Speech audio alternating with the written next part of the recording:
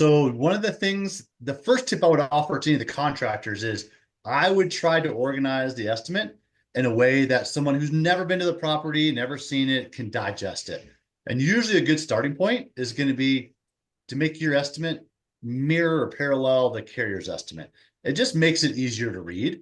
And then they can compare side by side, and it just honestly makes it, kind of dumbed down and simplified. That way they can Yeah. review it and compare line to line. So tip Well, number one, organize yeah, it the same time. awesome. So with that tip, what I want to say is we're not here to placate the adjuster. We're not here to do their job for them. But the tip that Casey just gave you is gold, that the easier you can make it for them, the easier they make it for you. We've experienced it time and time again, over and over again, because guess how many claim files these adjusters have on their desk? Casey, you used to be an IA. Give me a rough number what you think today is, because we know these people are overwhelmed. I have a number in my mind. I'll tell you that in a second. But Casey, what do you think? How many claims are these guys working on? So I would say, and I talked to a lot of adjusters, I know. most adjusters are going to be somewhere between like 90 to 120 claims in their queue that one person's responsible for.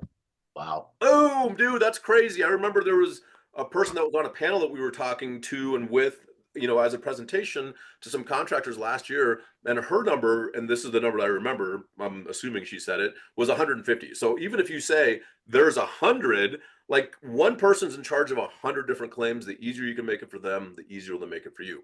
What next, Casey? Absolutely.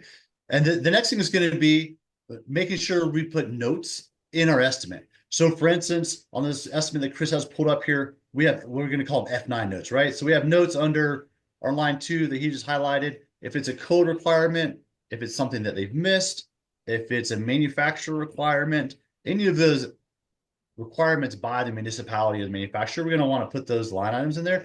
And again, that'll bring attention to the adjuster. Hey, this is why, this is how we justify a high grade impact shingle or whatever the item might be. So making sure we have good notes in there, and again, makes it easier to get it paid and get it reviewed.